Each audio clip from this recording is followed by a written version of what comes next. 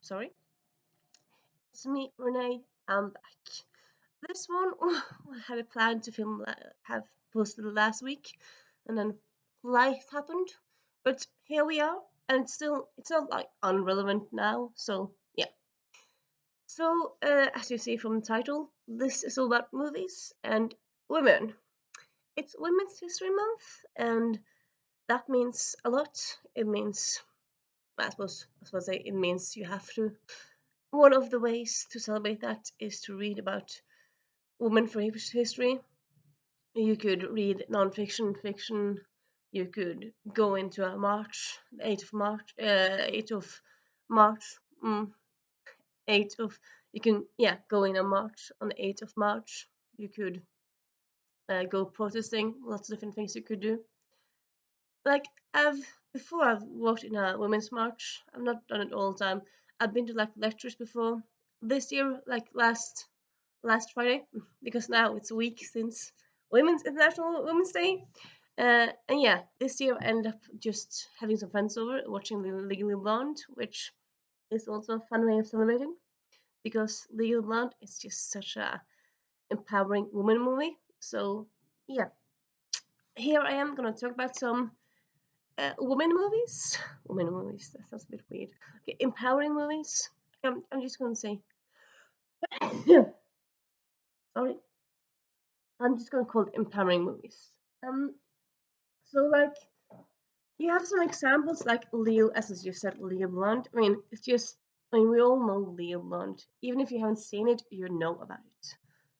Honestly, yeah, one of my friends hadn't seen it before. It's like, how is that possible? But yeah, maybe you haven't seen it, but you know about it. And it's just such a great example of like girl power and also kind of like showing that you can be more than one thing. That because very often media kind of in in media women are either the whore or the virgin, like the Virgin Mary or the whore Mary, one or the other. Are you're awful or you're just good at two shoes and you're not anything in between, or you're just a wife or you're just a mother. You're not several things, which I mean, we are people. We are not just stereotypes of people, or not just one thing, really.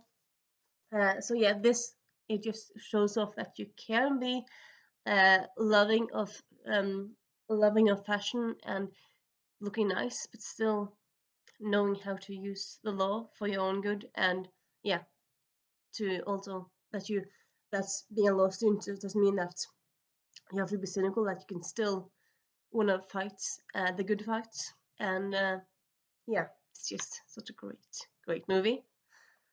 We don't talk about second movie, but yeah. Um, and then also we have around the same time we had Miss Congeniality, which kind of in a way did the same thing this did, but just in the opposite way.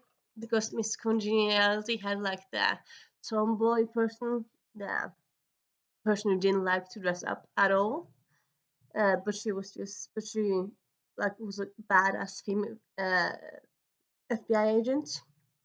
Because of circumstances, she became Gracie Lou Freeheart and no Freebush, and she had to go undercover as Miss America and to discover that you can want to be a miss and want to be in a beauty pageant without having nothing in your head, and you can also like her friend, like her name, but yeah, one of her friends. She's not the smartest, but also I feel like you don't really have to be smart to be valuable. I mean, if you're dumb, you're still valuable. You're still worthwhile. So I mean, that kind of also it's a great message I would say to give to people really. But yeah, that kind of shows that it also shows that girls can be kicking ass as well. But then we can also we can also kick ass while also looking great, and yeah you can tame multitudes. Then sorry. Then a few years later we got Bridesmaids, which was all about like a very funny comedy with with just female um, characters. Like most of the characters were female. Like the side characters were males, and that was also just very fun, nice, like to see females just at the forefront of the movie. That was just very fun in itself, really. Um, and yeah, so we had some very cool, great movies that are just kind of like female empowerment, and I love that. Another one, Spy, came out in like 2015, 14, with Melissa McCarthy.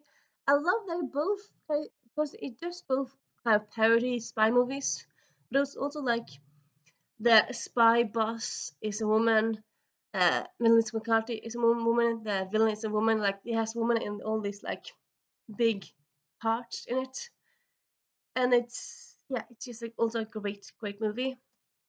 I'm kind of still hoping for a sequel, but I know there's been some rumors about Jason Statham spin-off from Spy, and that would be quite fun. I would very much like that. I would kind of also like more spy movies with Miss McCarthy and like doing a thing. I'm not sure. I suppose you don't really need a sequel to it, but I don't know. I love it so much. I kind of want it. It's kind of one of those movies I always kind of hope that we'll see a sequel for in the future. Or or I suppose another way also like just kind of see action comedies with women in the with more women in the I'm just blanking out, in the lead roles and not just as side roles or eye candy really. And then and then a few years later we got The Heat, which kind of have got mixed reviews, but honestly I very much enjoyed that. Have watched it a lot since, no, but I still very much enjoyed it. And yeah, also that has like two female. Um, it's not just like one who's kind of the main character. There's two, like Miss McCarthy, and then you have Sandra Bullock, and I like that one as well. And then after that, you got Hot Pursuit, which people didn't like at all. And yeah, I, that one I also very much enjoy as well. Like it kind of plays on stereotypes and stuff. And yeah, it's not like the big movie as like a lot of the others I've just talked about, but it is a movie that I can't believe just deserves more hype. Really, I believe it does. And yeah, and then let's move on to like a movie that's not that well known and maybe not that feminist. It's not unfeminist. Well, no, it kind of is. Okay, yeah. So it's Hysteria, which came out in like 20. When did it come out again?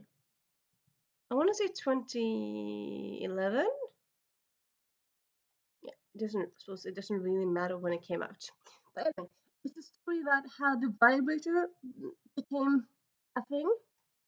So Hugh Dancy plays a doctor who decides to who ends up making up this vibrator. It's kind of like cure hysteria, which was a thing back in the days. But yeah, it just kind of instead of curing hysteria, like it gave his patients orgasms.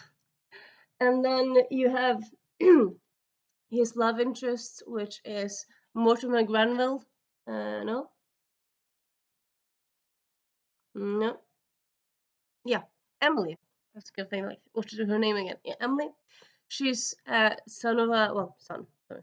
She's the daughter of a rich man in London. She's kind of trying to help the poor in London, and so that's kind of like she's like trying to help that side of the society in London. And yeah, again, it's a movie I haven't seen in a while, but I do remember very much loving it, and it has some very cool female aspects to it. I would say, though it hasn't like a lot, but there's some in there. I mean, a movie all about vibrators is kind of female empowerment just in of that really in a way, but yeah. But yeah, it kind of also like highlights like females of the past, but kind of in a not in a like I'm a female in the past, and my husband is treating me badly, and I have no children, and I have no work, and it's so difficult. It's not like one of those dreary tragedy movie. This is a comedy that's set in the past. And honestly, I kind of want more of those. Like, I think, I mean, think some people think that historical movies has to be dreary and heavy and serious, and that doesn't really have to be the case. You can have I mean, you have lots of comedical TV series, Blackadder. No, I'm blacking out, but yeah, you have others. Well, Blackadder, Merlin, etc. I mean, you have lots of those, and yeah, you could easily do one of those, but just do it as a movie, and like do a funny movie with like a female main character or main characters. Like you can take one of the iconic queens of history and like do a fun thing around them, and yeah, I feel like that would just be very cool. So yeah, this is kind of me slightly like changing speed, changing lanes over into like from talking about movies that has happened to movies that want to happen. So yeah, I very much enjoy this movie. But like the the main focus is on the men. Like it is on Robert and Mortimer. So Robert and Mortimer, they're like doctor colleagues. Emily is there, but it's like mostly them two, those two stories in a way. So like I feel like I mean you could like do yeah make a story about like you could do like based on like real life people, or you could just find a cool story. Well, find make up a fun story that's set in the past. I mean, fun stories doesn't just have to be set in the future. Well, in present can also be set in the past. I think that would just be very cool if you want like to inspiration. I mean, Nadia Bly is a very cool person to like have a biographical movie about, or like just loosely based off. That could also be quite fun. And also Julie Daubigny. I mean, Julie Daubigny had quite a life. I mean, she was a female opera singer in the 700s. She was bisexual. She also was a like great swords person. I mean, she like was great with a sword. I mean, she did all the things. So yeah, honestly, why there still hasn't been a Julie Daubigny movie baffles me. It kind of baffles me. I mean, yeah, I didn't know about her myself until like a few years ago, but now I feel like she's kind of all over. Like she's been in different historical people you have didn't know but should know about movie books or like videos on BuzzFeed and whatnot. Like if you Google Julie Dubigny, you'll probably have like lots and lots of sorry, lots and lots of hits. So yeah, and people she is out there right now. And also like should you just make books movies about things people that are known? Can't you just take movies about things that are not known, and then because if you make a movie about like I would say like the basis of a great movie is a great story. Well, a great story and a great like a greatly told story. I suppose you could have a great story that's not like great if it's not like written well, but like yeah, if it's a great story and it's written well, it's told well, it's good acted, yeah, that's a good movie. And I would say you don't really need to like just make movies about Second World War and things that people know about. Like if you have a cool story, people will want to see it, no matter if it's something they heard about before or not. And honestly, also in kind of the same vein, so like you have, I just rewatched The Road to El Dorado, which I love so much. Amazing movie. But it also kind of made me think, you know what? There's not really that many action movies or like well as I said action comedy movies, or like to be precise you have like action movies with females in them like in their lead roles, but they're often more action based than action comedies. I kind of want action comedies to be like a more thing that I feel like that happened more before. I want them kind of to come back. Like Argyle is very cool, and that one has some very cool female um female representation, though it's not like hugely there. Well, it's kind of there. Like what the characters is it? But yeah, um, I kind of I kind of would like something along the styles of this really. like do like maybe do like 3 or 4. You could do like a gang of archaeologists and archaeologists, pronounce it correctly, archaeologists, and maybe they discover El Dorado, maybe they discover Atlantis, like different like mythical places. So and then you could have like this fun magical aspects to it, so like mythical, like because who hasn't heard of Atlantis and El Dorado? Everyone, pretty sure everyone. Like it's this movie. It's been used in different TV series. It's all it's part of the common knowledge. Really, it is. So you like have that background, but then you have girl woman archaeologists who discover like where it is, and maybe there's probably has to be a big bad somewhere, but like it would just be quite fun to like have yeah it's a movie like that with like the girls as like all the lead roles. Maybe you could have like a male boss, but it's just like in the background, like in a phone call here and there, but he's not really there. I think that would be quite fun and kind of something we need really. I kind of think we need that. So yeah, I feel like I had another movie idea I want to talk about, but I am blanking out. Well, yeah, I suppose I can just also mention, like I did that with you last year, but yeah, last year one of the big breakout hits was Barbie, and who doesn't love Barbie? Well, some people didn't, but I very much loved it. And I kind of think like people talk about like, is there coming a Barbie sequel? No, it's not. No, yeah, no, it's not. It's gonna be rumored, going back and forth, back and forth. I feel like, can't you do like a spin-off? Because people talk how like Margot Robbie doesn't want to do another one. Like, can't you do spin-offs? Like, do take a story with Barbie, but do one of the other Barbies. Do present Barbie, but do do the do the Nobel Prize winner Barbie, like do one of the other Barbies and take a story with them. I think that's just kind of ripe with story from one of the other ones, really. Just so ripe. And yes, but also like always, there's like so many cool books out there that I feel like definitely deserves to be adapted. Well, of course, adapted good, but still adapted.